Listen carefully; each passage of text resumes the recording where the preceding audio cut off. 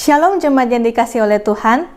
Hari ini kita akan melihat kisah dari Lukas 24 ayat 29. Tetapi mereka sangat mendesaknya, katanya, "Tinggallah bersama-sama dengan kami, sebab hari telah menjelang malam dan matahari hampir terbenam." Lalu masuklah ia untuk tinggal bersama-sama dengan mereka. Kisah dalam Lukas 24 adalah kisah yang menceritakan tentang penampakan Tuhan Yesus kepada kedua orang murid dalam perjalanan 7 mil dari Yerusalem ke desa Emmaus pada malam Paskah pertama itu. Ketika dua murid itu membutuhkan suatu pengharapan di masa penyaliban Yesus, mereka bertemu dengan seseorang yang mereka tidak kenali.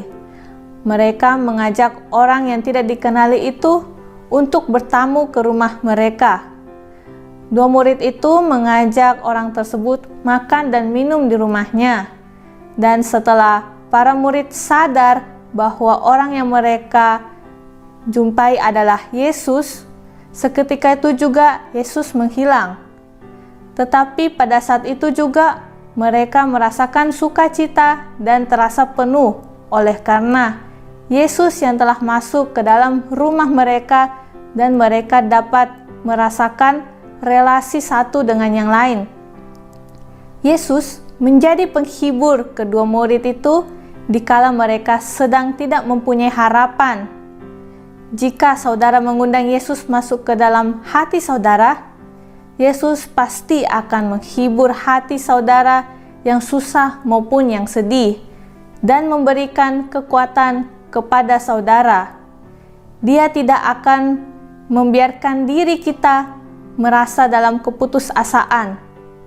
Dia memberikan harapan bagi hati kita yang sedih dan susah, dan dia tidak akan pernah meninggalkan saudara. Mari saya mengajak saudara sekalian untuk mengundang Yesus masuk ke dalam hati saudara dan mengatakan, "Tinggallah bersama-sama dengan kami." Undang Yesus masuk ke dalam hati kita, dan biarlah karena Tuhan telah berada dalam hati kita, mari kita juga berkobar-kobar untuk mengabarkan Injil seperti para murid yang mengabarkan Injil setelah bertemu dengan Tuhan Yesus. Tuhan Yesus memberkati.